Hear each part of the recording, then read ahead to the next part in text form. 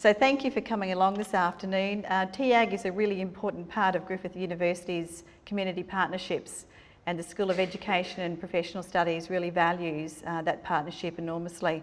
So it's a delight to be here at the first event for this year.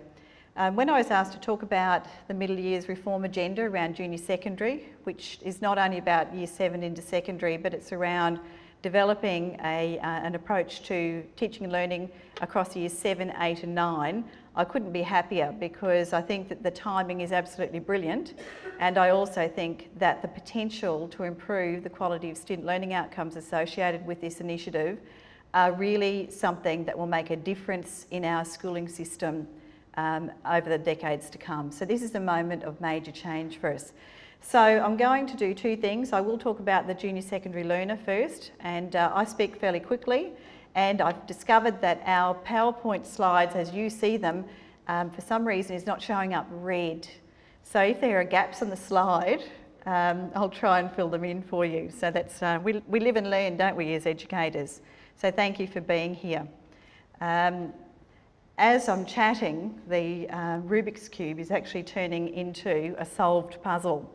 And so the notion this afternoon is some of the things that are happening around the middle years agenda will help solve some of the challenges that we've had in place over a couple of decades around middle years education in Australia. So to start with the notion of what is an adolescent, and I've intentionally used here an image that brings together many colours and to represent young adolescent people. And I want to highlight the fact that no two young adolescents are the same. They travel through early adolescence at different paces at different times. And so we have a classroom full of individuals who collectively make up an early years setting. And so when we talk about this, we're very cognizant that that is at the forefront, that these are individuals and that they have shared experiences, but that those experiences differ from each other. There are some really significant differences in the way we could view our adolescents, and some of them are represented there for you. Probably one of the most important social ones is this notion that an adolescent, and particularly in early adolescence, the person is they're not a child any longer, but they're not yet an adult. So how do you actually frame that up in terms of teaching and learning? Our schooling system has traditionally prepared teachers to teach in a primary school setting and in a secondary school setting. Our primary school teachers have traditionally learned how to teach students, and our secondary school teachers have traditionally learned how to teach subjects. Over recent years, we've changed that quite profoundly, and the refining that's happening around the early years and around the middle years are the next steps, if you like, in getting that refinement to a high level of finesse. An image that captures, I hope, for some of you, what you're seeing out there in the classroom every day, and certainly those of you who are aspiring to be teachers, who I know are joining us this afternoon, your experience as you go to your professional experience, practicum experiences, that's what you'd be seeing and experiencing. A big picture around the changes that are occurring. There is a lot of work around the brain, and our logo, if everyone wants to grab their brain, it's really nice to be able to say, grab hold of your brain. This is Griffith University's logo for the School of Education and Professional Studies. And we intentionally chose this because we thought, you know, gone are the days of gimmickry, we're not into that. Ours is actually very symbolic of the fact that we focus on learning, and we recognise that during schooling the human brain is undergoing significant and profound change, and we're interacting at a time that is so critical to the learning outcomes and to the life and the lifelong learning quality indicators for that person, those individuals and those collectives throughout their entire lifetime.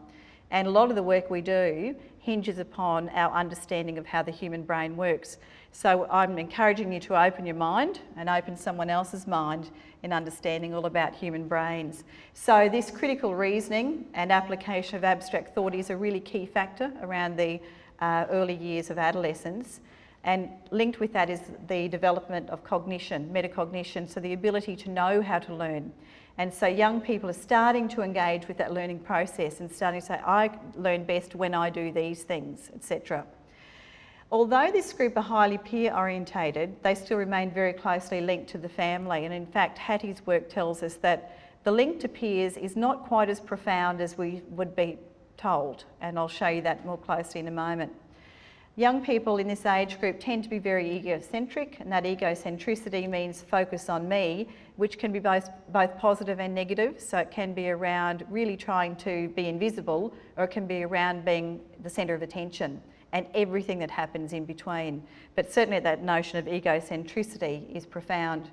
And perhaps this is the most interesting part of what we need to think about with respect to our young adolescents, and that is the notion that generationally, we're moving through our schooling system now, the young people who are sitting in our middle years classrooms are going to be Z-Genners from now on. The last group coming through right now in our middle years classrooms are Y-Genners. You've heard all about Y-Genners in the media, and some teachers out there now are Y-Genners. But we have the cusps of those Y-Genners coming through and the next generation of Zs. And Zs are really fascinating individuals. They've been given the name of ferals, just as a little hint of what's to come. And so some of the characteristics that are attached to this particular generation, which is always unique and always special, give us some insight in that particular title, let me tell you. So these people were born, people who are heading into our middle years classrooms at the moment, so anything from year 6, 7 upwards to around about 1997 to 2002. So many of the young people who are in our middle years classrooms, our junior secondary classrooms, were born in a different century to the teachers. So when you say it like that, you start thinking, that's actually a big difference, a big differentiation. And the reason why it's different is because of the ways in which our society is moving and accelerating so quickly. So our global megatrends tell us that acceleration is one of those very important things about society in general. And attached to that is the fact that technology and aspects of technology also are accelerating in terms of their capacities, the way we're interacting with them in ways that are quite profound. In schooling systems, year 6 to 9 are often the most difficult to teach. I can remember in my first year of teaching, I was put in the classroom and I was told, you have 5 year 9 classes. There you go, we'll see you at the end of the year. And that was pretty much my induction moment when I arrived at my school. And things have changed a little bit now, but that was regarded as being a pretty tough call in those days when I first started teaching. We now have a better understanding of why those year 9 classes were, for me, pretty challenging and pretty interesting, and why as the novice teacher I managed to get all of them. But that's a reason that we'll talk about as we go through. The needs and challenges for the group are significantly different to at any other group, any other stage in our lifetime. And we know that students are actually making the least progress, and I'll share some data on the evidence around later in this session. Sadly, for this age group, sometimes they enter into the middle years knowing more than when they leave. The actual academic achievement is at a higher level in terms of reporting and evidence than at the end, so their learning actually goes backwards. There's also enormous diversity of cultures that young people are experienced to, and a very uncertain kind of world with access to those cultures less inhibited and less boundaried than ever before. And we know that that's possible through technology. And so young people can be in their bedroom but in any part of the world at any moment. And that's something that certainly those of us who've been around teaching for a while have had to think about. How do we change the way we teach with young people whose experiences can be much wider than our own? And that life experience counts for little when you have people who have wonderful technological skills that enable them to be able to access information in ways that perhaps others can't. And that there are significant gains in height and weight that are taking place here. So that's leading to all sorts of complex situations like, clumsiness, the idea that the body is not quite what it used to be, but not quite certain where it's headed. The height and weight gains, here's a little representation for you. Can you see what that product is without red? But you know, it's fascinating, isn't it? This is something I thought everyone would recognise. So a typical bottle of that product, 600 mils, is about the height and weight gain that we can use for a measure, height gain in this particular case, for young people in their first year of life. That's how the massive growth that takes place between birth and 1 year old. And then it drops down quite considerably in the second, third and subsequent years. But then it peaks up again. And for girls at about age 11 and for boys at about age 12, and for a couple of years there's a massive growth again. And that growth is indicated there more so for boys than for girls, but later for boys and girls. And so we're looking at 5-6 centimetre growth in a very short period of time. And so that often leads to that notion of being uncomfortable with body, unsure of how to use it and what to do with it. So awkwardness and clumsiness often typifies young people in their movements and activities. There is continued brain development, and that brain development is absolutely crucial to what we need to know as educators, and there are changes to sleeping and eating habits and energy levels that occur as well. Young adolescents are often sleep deprived. A lot of that's to do with the activities that they're engaged in, but importantly, quality rest is vital for effective brain development. If we go to Hattie's work, and you'll see that before I mentioned about the influences on students and that peers actually represented a smaller influence than what we generally would be led to understand. So peers are around about 6 to 7% of key influence on young people's ability to achieve. Okay, so it's not different to social interaction, but their ability to affect their learning. The student themselves is about 50%. Now that incorporates things like the student's well-being, their resilience, their intellectual capacity, their capacity to be in part of a group and to reason, all of those social things that enable you to be a learner. Teachers have a fairly big stake as well, around about 30%, 25 to 30%. And the home, and this is where agendas around things like homework, about setting the culture of schooling and reinforcing that in a home environment becomes quite critical and is on the agenda at the moment. And principals stand out there as having quite a significant influence as well, probably up around 5 or 6%. So that's the work, that's the evidence that a professor in education, John Hattie, has pulled together by analysing hundreds and hundreds and hundreds of studies on what influences learning in children. And so we know this to be a great foundation for our work. In terms of brain development, this slide captures for me and for you, and I don't think you can see the red there. Okay, so I have to speak without the red, but on the left-hand side, you looking at this, there's a lot of red in the brain that's appearing there. And as we go to the right-hand side, it becomes basically a blue image. And so if you think of the brain, represented again in your Griffith University brain, what's happening around the brain is that there's a massive change happening inside the brain from about age 5 to about age 20. And the change that's occurring is that the grey matter inside the brain is changing in its density. And in fact, it's becoming less dense. Okay, so there's an increased density for a few years up until about age 11 for girls, about age 12 for boys, and then we have what's called synaptic pruning takes place.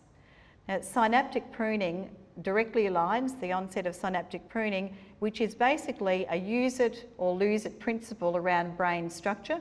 If you don't use certain synapses in your brain, they basically get used for other purposes. Our bodies are very efficient, and in this case, puberty is the key, where the shift around brain development goes from really focusing on the brain to really focusing on developing things like our physical changes that are taking place.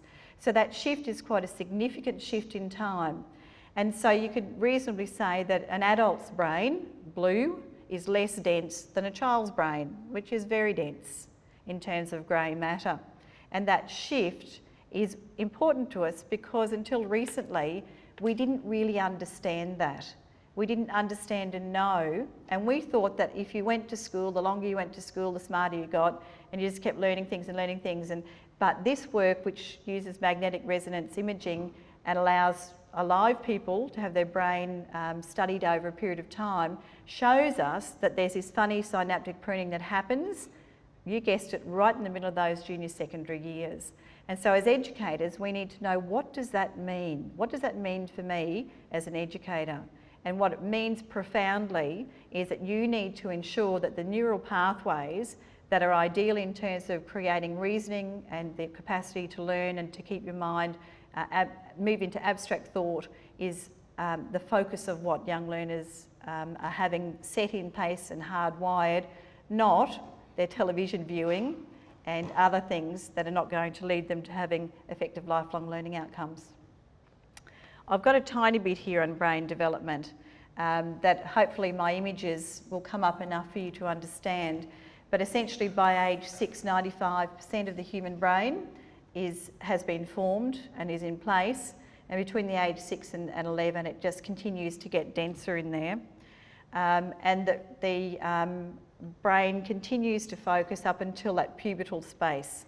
And then we have the shift back there to imbalance for about age 11 for girls, 12 for boys, where synaptic pruning takes place. So captured there in images for you that I hope might stay in your mind as a reference point.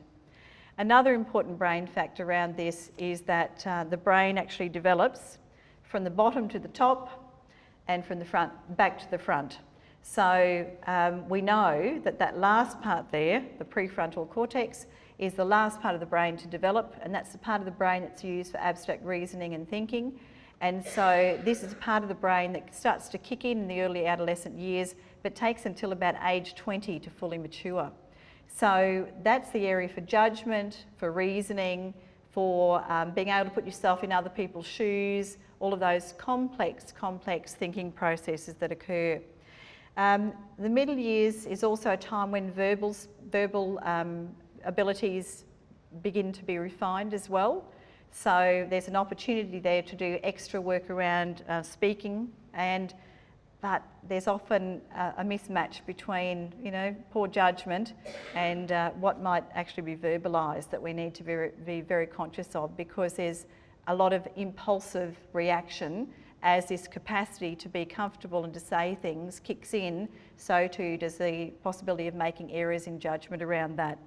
And so, 3 other areas, if we focus on this, that need to be highlighted then are these notions that our emotional centres are continuing to develop in the early years, our physiological centres are becoming hardwired, and our cognitive centres around impulse and reasoning are really getting fine-tuned, but continue to develop into the 20s. Okay, as a result of that, most of this I've already said, there's an increased inability to resist impulse in the early years. So children who have been in classrooms and quite compliant up until year 4, 5, suddenly might become a little difficult in the classroom. And part of that can be directly connected to the brain work that's going on. So impulsivity may be something that we haven't seen before that suddenly becomes apparent.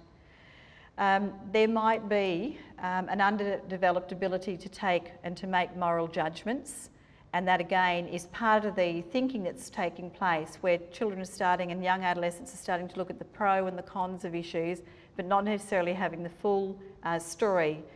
It's about anticipating and lack of being able to anticipate the consequences or to be an observer. One that I'll highlight in this list is that we often see emerging in these early adolescent years psychiatric and mental disorders, because as that brain starts to prune and become refined and specialised, so too we see the highlighting of any kind of mental disorders that might be in place there. Young adolescents are also very impacted upon addictions at this particular time. And if a young person becomes addicted to alcohol, to drugs, to social media, to texting, it's going to be a hard one to give up, because addictions tend to be wired in at that time. And so as young people are doing these things, they become part of their chemistry, if you like. And so addictions at this time are the hardest addictions to kick. And you often hear of people, generations time, the grandfatherly or the grandmotherly figure saying, oh, I took up smoking when I was 13, you know, behind the shed at the school, and I could never give it up. And that's often a reason why, because those addictions are hardwired. They're tough addictions to fight. And the last thing about the brain that I'm going to mention here is the physical activity and things like smell and things like having a happy, positive stimulus that occurs at the time of learning will definitely increase the ability of the brain to retain that learning and to become hardwired. So there's things we can do. That's an image that just captures that story again and highlights that prefrontal cortex. A little bit on social and emotional development, and in this one, these are images that have been drawn by young adolescents, and a lot of the words that appear in this image on your left capture some of the ways that we often think of young adolescents as starting to go through identity crises and the notion of, you know, am I attractive, am I not attractive? All of these sorts of questions and ideas start to be contested, perhaps for the first time in the person's life. So the social emotional journey that's taking place is also quite profound. And the other image there that's representing that external notion of being happy and funny, but what's really happening inside. Some other characteristics about this particular group of young adolescents. They tend not to be very big email users because it slows them down too much, so they want to text instead. They want to get on Facebook and do a quick message or another type of social media site. They're seeing up to 22,000 ads per year. Now the importance of that is that this is a consumer-oriented group of young people, and so too are their elder, you know, the older adolescents who have been through this consumer society where this young group of people has been absolutely targeted as a consumption area in our society. And certainly 20 years ago, that did not exist. So that profound change that has occurred in that time is being witnessed now in changes in the young adolescent in our classrooms. We take it as normal, as given, as that's just the way it is, but it hasn't always been that way. And in fact, that is a sign of our current times and our current nature around young adolescents. They're getting more screen time than fresh air. Their opinions are published, which means that when you actually publish anything online, that's regarded as being a publication, not peer-reviewed and cited by other people in profound ways, but that is a publication. So young people are used to having their works published and shared, and so they have a different take on what it is to share information with other people, and they're quite willing to overshare. So not knowing the boundaries of sharing and why we shouldn't share everything that we know, every single thought we ever have, is probably not a good idea to tell the world about that. Multiple identities, virtual and real, and you won't even know about the virtual identities that the young people in your classrooms have, because what often happens is that our young people have two lives. They have the school life, and they come to school and they are the school student, and then when they go home they have a totally different life. And that very, very different life, in the way we've set up our schooling system, there's very often very little association or connection between the two. And that's something that we need to think about in terms of connection, one of the productive pedagogies that gives us real depth to our teaching and learning. Multitasking, controversial one. The father of brain work, Jay Geed, tells us really clearly that we old folk, so anybody who's born in the 20th century, we don't multitask very well at all.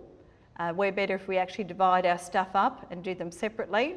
However, those young people who are born in the 21st century who've known no other way are having their brains hardwired for multitasking. And there is a strong view and strong evidence, and he's building this evidence and constantly investigating to see, and it's his view at this point in time that multitasking will be hardwired and that the quality issue will not be an issue for that particular generation. So that's brain work that we're seeing evolve in front of us. There will still be certain features around multitasking that need to be controlled. You know, we're not talking about doing 50 things at once, but maybe 2 or 3 things at once is actually a realistic when you've been born into the world where that is the norm and your brain has the capacity to deal with it. This is what the average Australian secondary student does when they arrive home from school. They currently spend over 7 hours a day using entertainment media, largely through multitasking. So that's 7 hours after their 5.5 hour school day. They spend over 2 hours a day using the internet.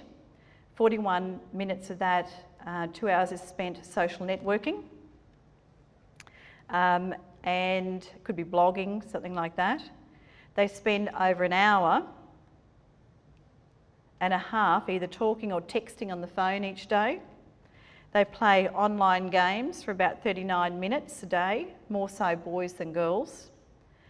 The most common activity after school between 3 and 6 is on the internet, 72%, along with television watching, 70%, doesn't add up to 100, does it? Along with playing video games, 68%, because of course these young people are multitasking, so doing all of these things at once, and perhaps there's a bit of homework in there too. 60% of under 18s watch TV regularly during the week until 10 p.m. and 12 p.m. on the weekend, and 50% access the internet until 10 p.m. on weeknights. In the average teenage bedroom, more than 25% of young people have a computer and over 40% have a television.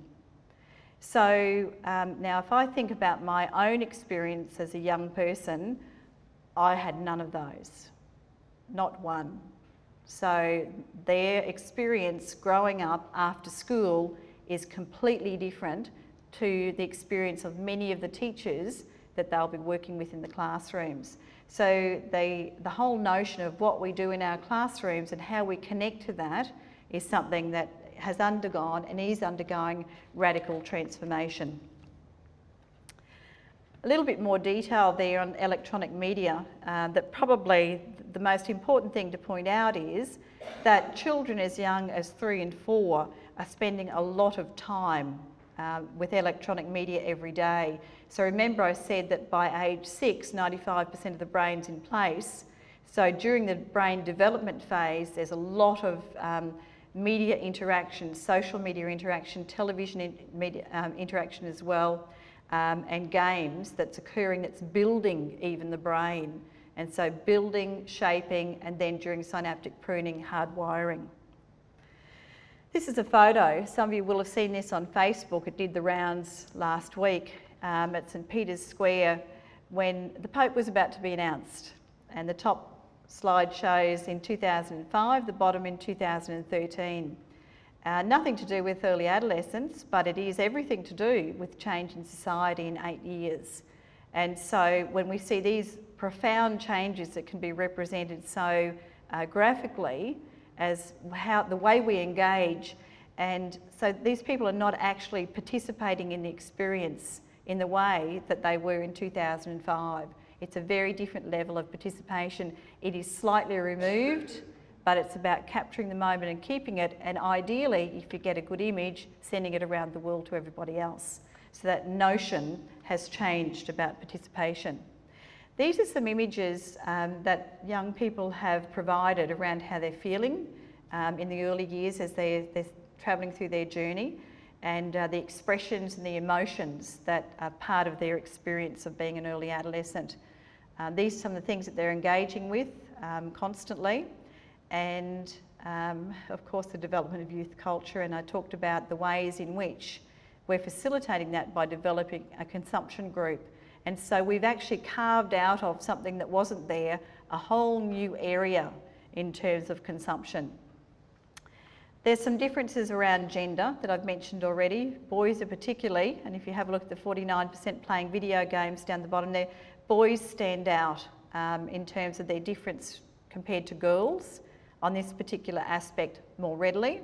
And the other important point on this one is around reading. Girls continue to read. It can be different things that they're reading. It might be online reading and it might be speed reading as opposed to, or power reading as it's called. That means you don't read every single word, you read the highlighted words, okay, because they're not reading across left to right, they're just looking for the big words, the prominent words, the words that stand out, but the girls are still doing much more reading. So some messages are there for us as educators. And then we look at the spending habits of young adolescents, and this comes as a bit of a surprise to me. This is the most recent data, late last year, and it tells us that teenagers now spend about, tell me how much you think they would spend a week on their stuff. Throw me a figure. What do you think? $100. Who says something else? Think it'd be more or less? Be less? Be more? All right. Who said $100? I'm impressed. It's $100 on average. It is actually $100 on average. So you're reading a literature, aren't you? However, it's not equal. Boys, so it's a $5,000 average across the year, which is roughly $100. Boys spend more money than girls.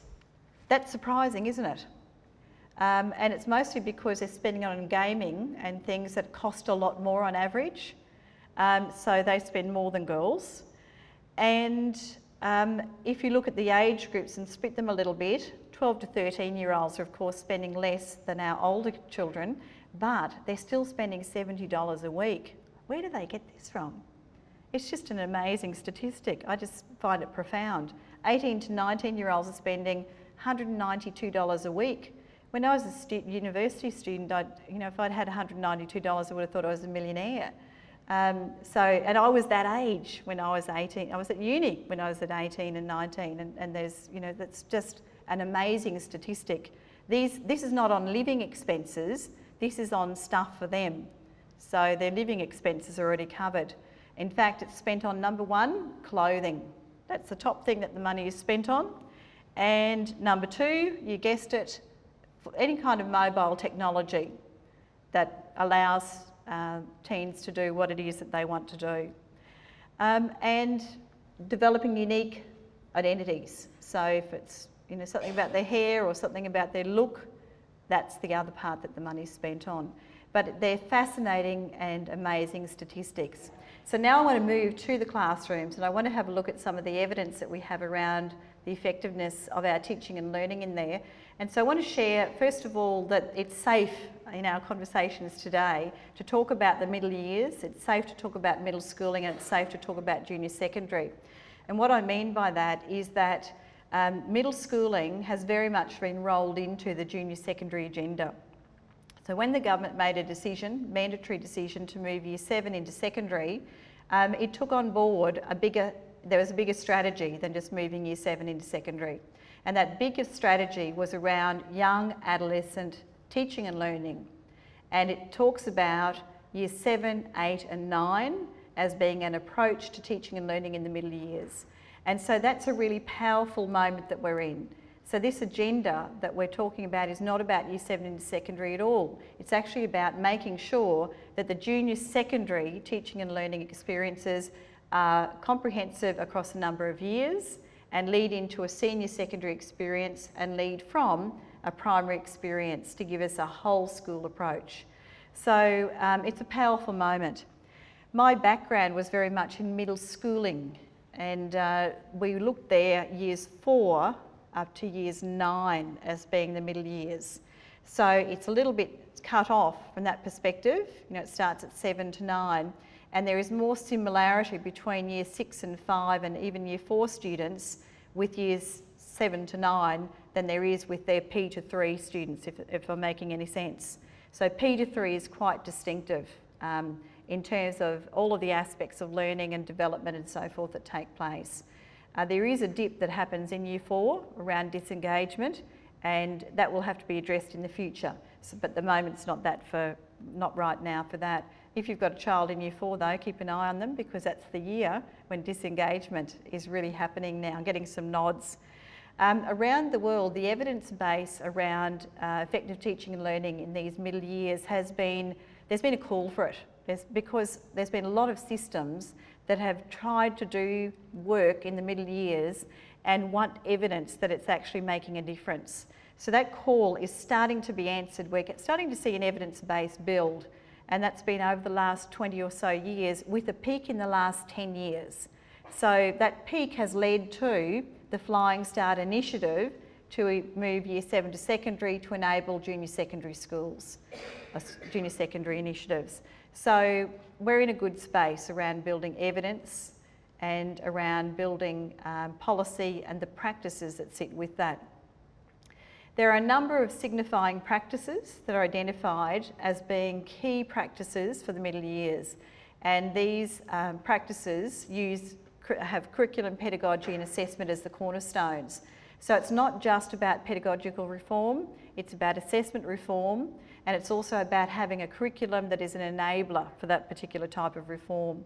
And those are, in fact, the practices that we say are ideally situated to optimise teaching and learning in those middle years.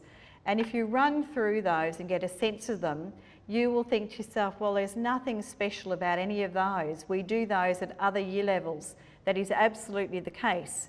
What we're saying is that in these particular years, you need to have a real intensification around these particular approaches to teaching and learning, and you need to do them at a sophisticated level.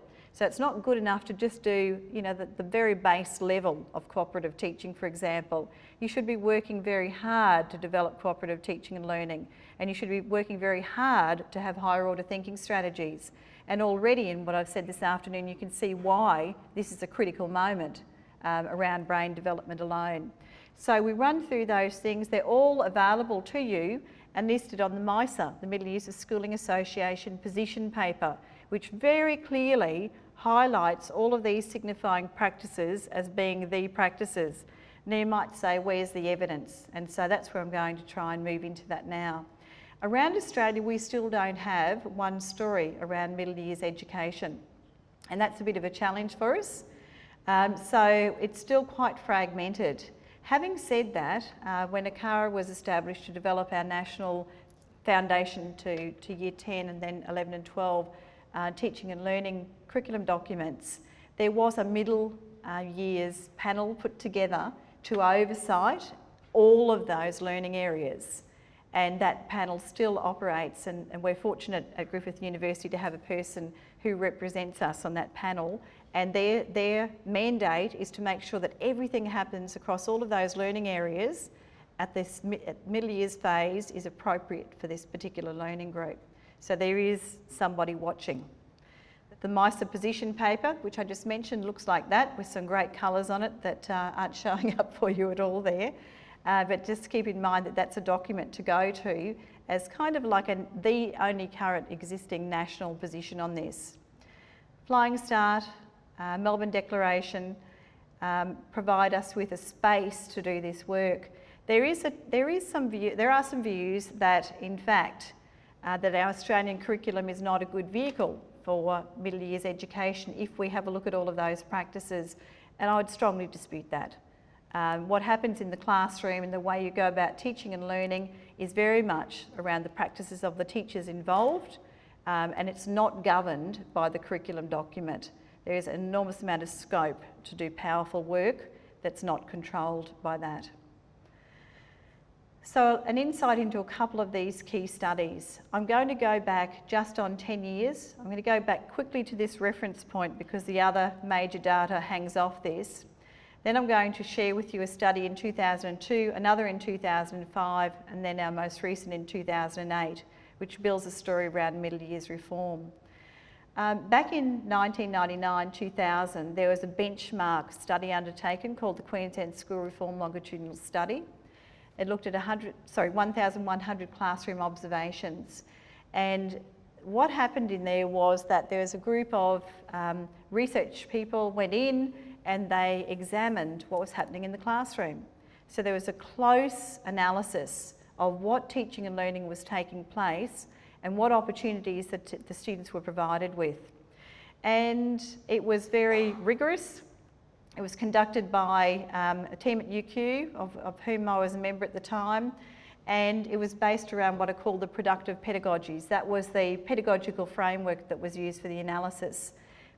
Productive pedagogies is great to use for analysis because it has a way of looking. So for each individual item, it will tell you that for higher order thinking, there's a range. So 1 is very low, 5 is very high, and this is what it looks like at a 1, a 2, a 3, a 4 and a 5.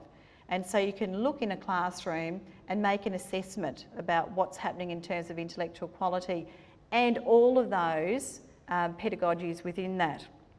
And so this big analysis revealed this, that in Queensland classrooms just over a decade ago, there was a dip happening in our classrooms in Year 8. And that dip was quite significant. If you look at our vertical axis, it's a bit non-representative. It doesn't go from 0 to 5, which is what the scale goes. In fact, it's all crammed in the centre. But in order for my graph to look any good at all, I've just used those centre points. So what you can tell me from looking at that, of course, is it's pretty average, isn't it? What was happening, what we were observing in those classrooms did not provide high intellectual quality at Year 6. It was kind of middle stream on average. Same in Year 11, but hey, look at Year 8, it was really dropped down. And so this pattern that was occurring was reported at the time, and there was great consternation about this because it was predicted. We thought that's what was occurring, but now we finally had the data to show that. And we had been seeing over time, at least a decade before, that these young people were beginning to disengage at this time. So what was happening? Is this all about puberty? Is this all about disengagement associated with identity formation, etc., etc.? Those were the questions that were being asked. So the next study came along, and you'll see one of the students who was involved in this there with me back in 2003. And we looked at what happens when you finish these middle years, which are represented, as you can see, as having not particularly fabulous pedagogical practices in place. What happens with the literacy and numeracy around young people? And we actually looked inside Queensland schools here and then went outside to the rest of Australia, because the rest of Australia was saying, well, if it's happening in Queensland, is it happening everywhere else too? And so we went out to have a look more widely.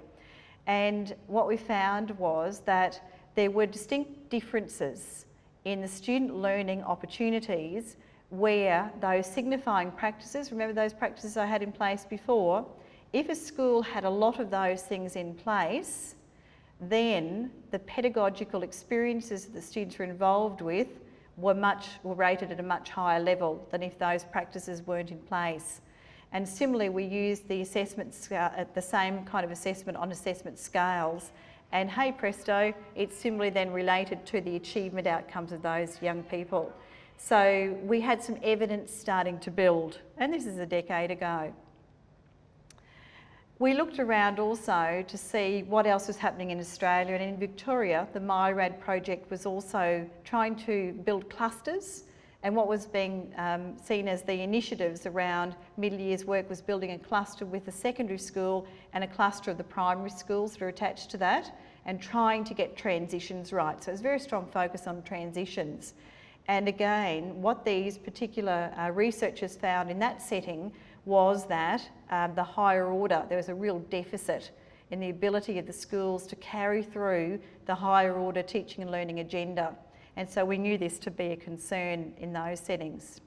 The next study was 2005, and another national study here. And what we did in this one, we were funded by Makeacha to investigate, and this was a very clear investigation, what happens to students in terms of their resilience and their lifelong learning outcome if they're in a school where there are middle years practices in place versus a school where there are not. Is there any difference? And we found that absolutely the lifelong learning attributes of those where all of these signature practices are in place were much higher than where they weren't in place. But we found something else in here, and I think this is probably one of the most significant findings out of that study, and that is that there seemed to be also a predictable reform that was taking place. And today I spoke to the principals in the state school systems here in this southeast region, and we focused on this. So when you're reforming a whole system, how do you go about it one day at a time, and how do you go about it in your classrooms? And so we use this. We won't focus too much on that today, here and now. Okay, I want to skip through that bit because I want to get to the next exciting study. The mice position paper I've already mentioned. And this is the last one. Oh, look, I mentioned here the Melbourne Declaration, where for the first time in 2008, middle years education was very specifically put on the agenda. And so there are lots of fabulous things being said about the need to reform these particular year levels. So 2008 became a time of great initiative and movement around the middle years and subsequently the junior secondary agenda. Okay, 2008 was also profound for the introduction of NAPLAN testing. Seems amazing that we've had that in place for so long, doesn't it? It didn't start that year, but we were told that that's when it would actually be fully implemented. And years 3, 5, 7 and 9. And the question has always been, I often get asked this, does that actually inhibit the middle years reform processes that we're talking about? Does it provide a benchmark that we can use as a measurement instrument to look at the quality of teaching and learning? What does it do? And certainly, I think the actual tests themselves are a useful indicator. It's just the way we use that information that becomes the issue, and the way we unfortunately make it available publicly for inappropriate scrutiny. But there goes my social comment for the day. So, the final study I'll share with you is the longitudinal study of Queensland in Queensland teaching and learning in 2008. And this was again conducted by a team at UQ, of which I was part of this particular one. And this was actually a really big study. It was massive. We were basically asked to go back and do the Queensland School Reform longitudinal study again, but focusing on the middle years. So has there been any difference? And during that time, what actually happened out in the world in terms of policy was negligible. So there was a middle phase policy that was released with no support and no implementation. And so anything that has happened essentially in this period of time that we're looking at would have happened by osmosis more than anything else. And so we looked quite extensively. You'll see there lots of students involved in this one. And what we did differently in this, and parents as well, we actually went into classrooms. We observed those classrooms in 4 areas: maths, science, English and SOS. That was what Queensland asked us to do, pardon me. And then we actually asked the students what learning for them took place.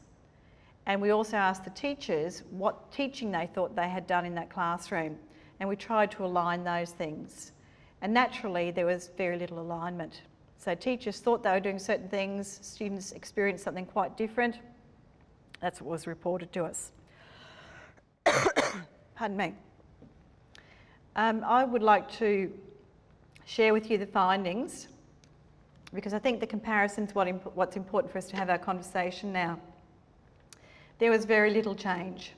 So in the 10 years, there was slightly improved change around those 4 dimensions or 4 domains. But as I said, it was mostly osmosis that made that happen.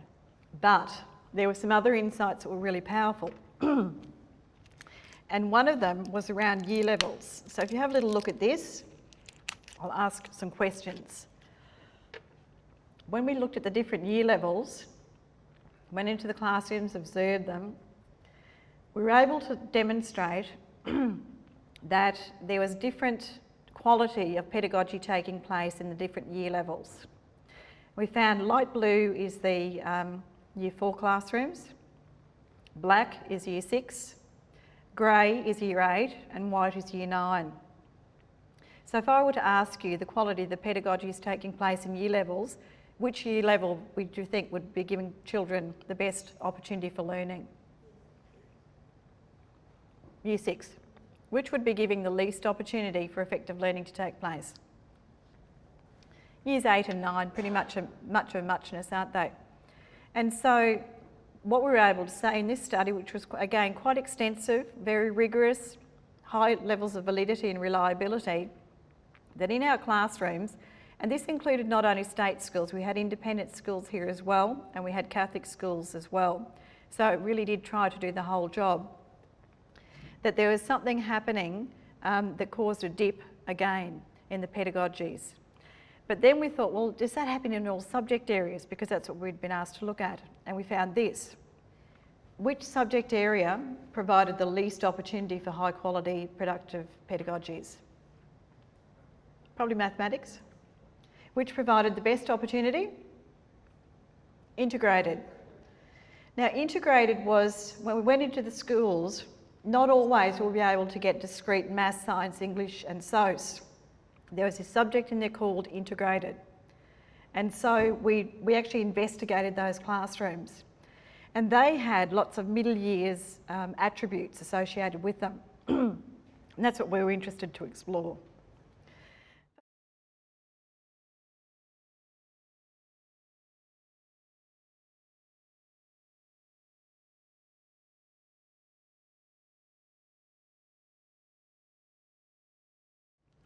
I think our experience would tell us that's absolutely the case.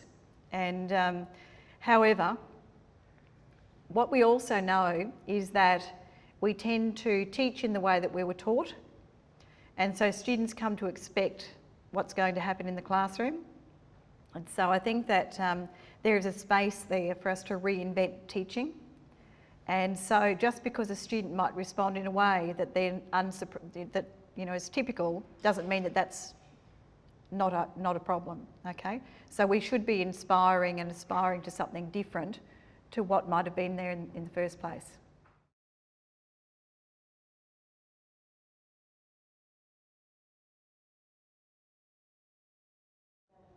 Certainly did.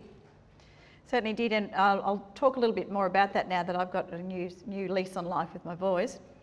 And what we actually found was, when we transferred this and looked at data across other states, the same sort of pattern was there, but not surprisingly, there are some differences in the actual year level. So when the transition occurs, tended to be the notion. And that's why junior secondary is important, because it shouldn't be about the first year level in secondary school. It should be about having an appropriate curriculum and assessment and pedagogical approach for the junior secondary. So you're right, that's what happened. This is the way we characterised what we found in this study. We said that year 6 is typically used as a full-on year to try and get students ready to finish primary school. That's what was happening in Queensland. With the anticipation that year 7 is actually a stock take year. And so there was very little new learning taking place in year 7. It was a check year. And let's just make sure that everything's done. So not a lot of new stuff. So there's a lot of stuff happening in year 6. And you'll see here that year 6 tended to be where we got the strong pedagogical opportunities for learning taking place. What then happened, so year 6 is a full-on, loaded up year. Year 7 is a stock take year. And then year 8 was typically a smorgasbord. So a smorgasbord gives you often lower quality, more choice, but you're better off actually going for the main course, aren't you? Because you're getting a little smattering of everything, but not at a deep level of learning. And so year 8 became the smorgasbord, and then recovery in year 9 took at least year 9 to get back on track for year 10. Year 9 often suffered from poor subject selection, trying to understand the pedagogies associated with those subjects, etc., etc. So what we found in the Queensland story was that we were actually giving up 3 years of learning, years 7 and 8, and to a certain degree, a bit of year 6 and a bit of year 9. So it's a pretty strong story about the way we've been structuring our system over a period of time. And it's not a neglectful situation. What it is understanding now the importance of some of the alignment of those factors around learning, and some of what we're trying to do as educators, that we really did intentionally try to do a stock take in year 7, make sure they're ready for secondary. When you go to secondary schools, you hear comments like, don't worry about what they did in primary, we're starting again. And so year 8 becomes this brand new thing, and we're going to start in a whole different approach. So the notion that we don't talk to each other is a long existing and continues to be in place kind of approach to teaching and learning that unfortunately characterises what I'm showing you here.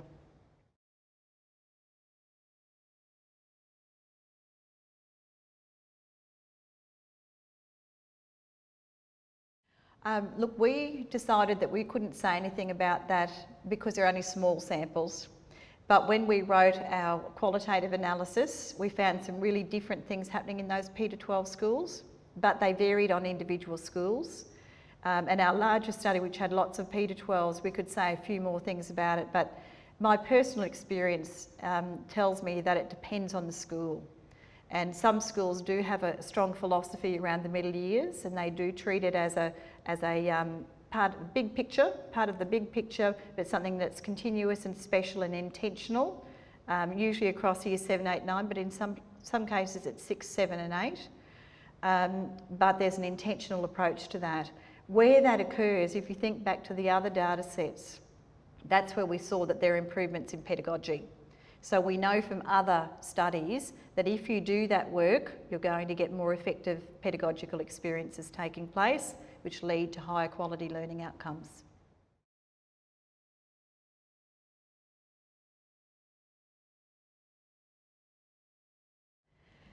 I didn't know that we'd get this far, but we have, so that's fantastic. The most recent international work was produced in 2011, and there's some more recent, I'll come to that in a moment, but this is the one that is pivotal, if you like, and very, very extensive, based in America. And what these McEwen and Green did was they looked at all of the, in US there are middle schools, they're defined middle schools, and so there are structures in place, and they have been for some period of time.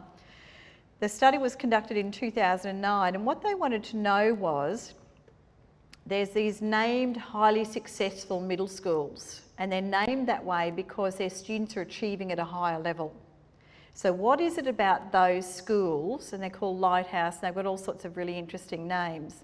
What is it about those schools that when you compare them to other middle schools, and all of these are public schools, makes their children more successful?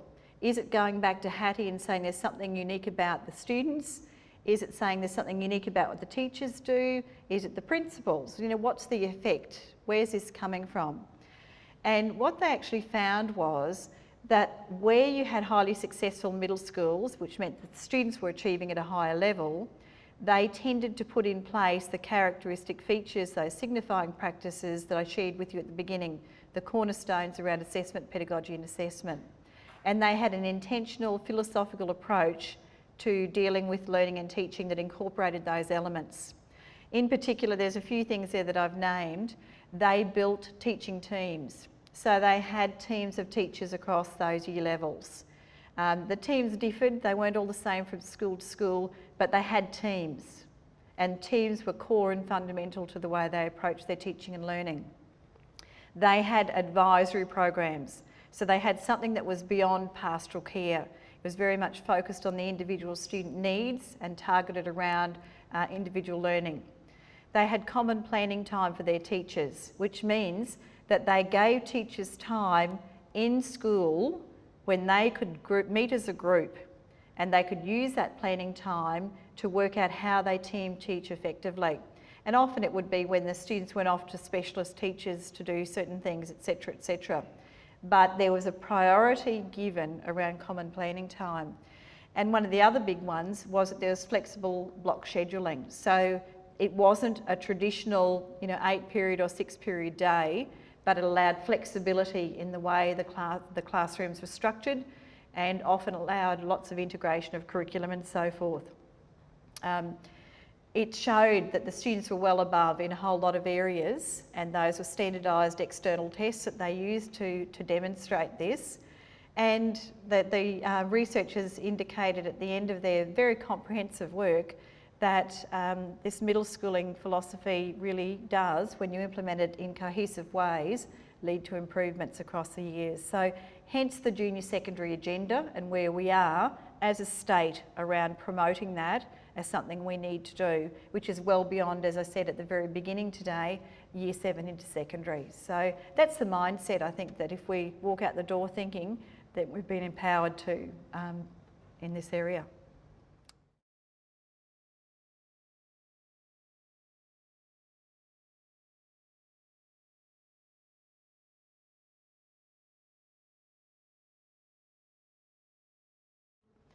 there are various ways of doing that, and I think that the experience tells us, and the evidence base that we can work from, that it's context specific.